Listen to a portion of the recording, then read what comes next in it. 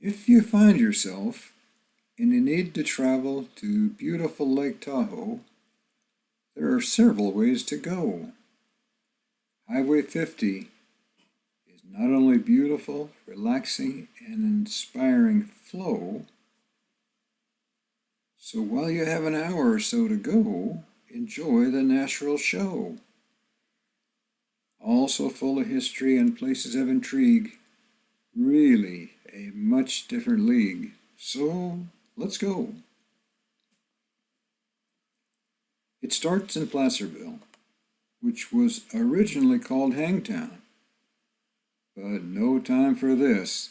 It's right up to the majestic Sierras, starting at Camino, which in Spanish means road, and really introduces us to the next towns of Cedar Grove and Poetic Pines, with their trees lining the highway as if to say, "Follow me, please. This is the way." Generally, it's a climb to the summit overlooking Lake Tahoe, but for a while it turns a little up and down, mostly down, to the junction of the American River. It's not a town. It's a majestic flow through a canyon totally aglow. Then a long climb to the summit overlooking Lake Tahoe, totally sublime. This is a part of the highway that follows the original Pony Express Trail. So let's sail.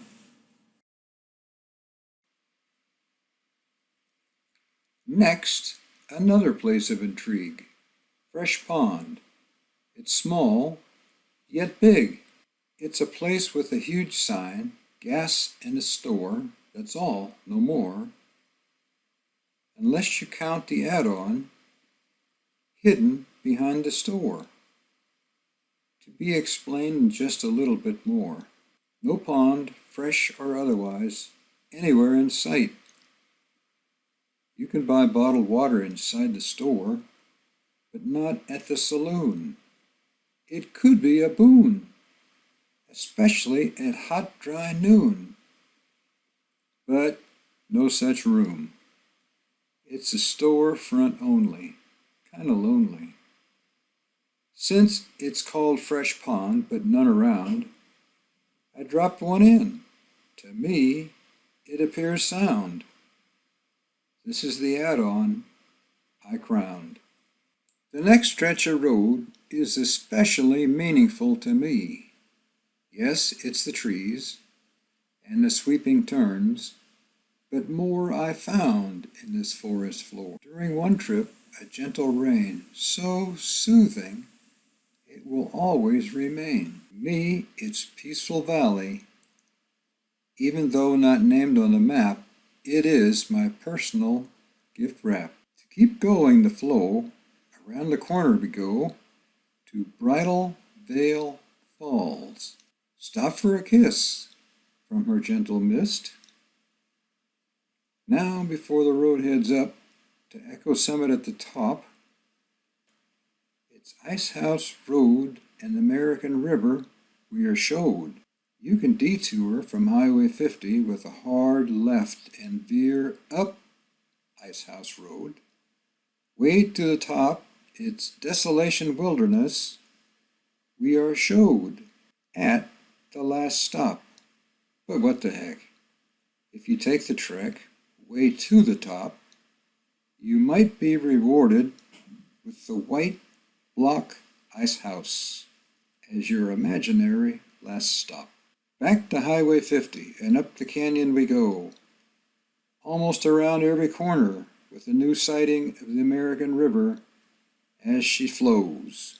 The next town, Whitehall, has an origin that is totally mysterious. So I'll tell you my version. It was formed by a painter named White and a carpenter named Hall. Each contributed their skills, and today it still stands tall and in the same halls. Moving up the canyon, next is Khyber's. Kivers is a fella's name, but the town started out as Slippery Ford. The name apparently started out as a dangerous location of a river crossing way up the canyon. No telling how many wagons slipped down this ford. Up next, Silver Fork. I didn't find any records of this town being started by Mr. Silver or Mr. Fork, but it could have something to do with the silver mines way up the road in Silver City, Nevada. Of course, everyone needs a fork for their spaghetti, so that's my guess. Up the canyon we go some more is the town of Strawberry. How in the world did this name come? Word is the original travelers through this area enjoyed the wild strawberries. Well, now that could be. Continuing up is Twin Bridges. It's really not a town.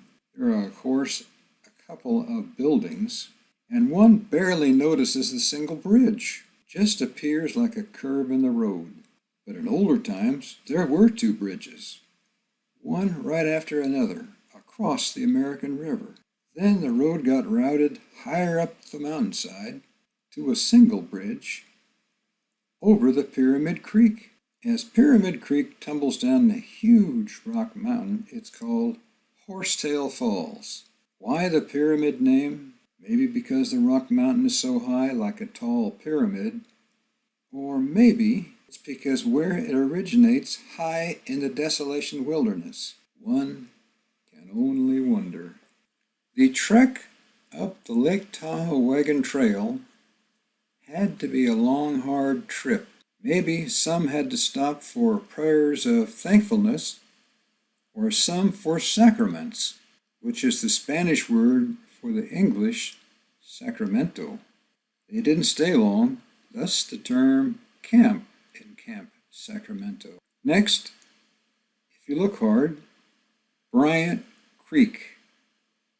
No major signs here, but if you pull off the road just a little, there's a feeder stream for the American River called Bryant Creek. Now, up to Phillips, a community of cabins and homes that could have been started by the screwdriver Baron Phillips. But no, it was started by John Phillips of London. Now, Sierra at Tahoe, this is definitely a modern addition. Here we are at the crest of Highway 50 at Echo Summit. Down the grade we go for a peek at beautiful Lake Tahoe. Wrap-up party. Not sure they had a wrap-up party, but if they did, it would have taken place at Whitehall.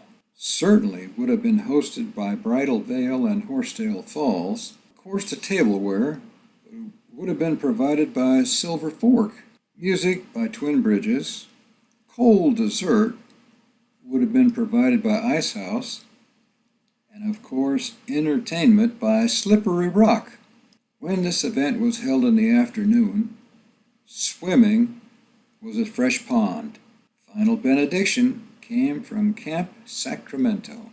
Of course, the celebration could be heard all up and down the canyon, but especially prominent at Echo Summit.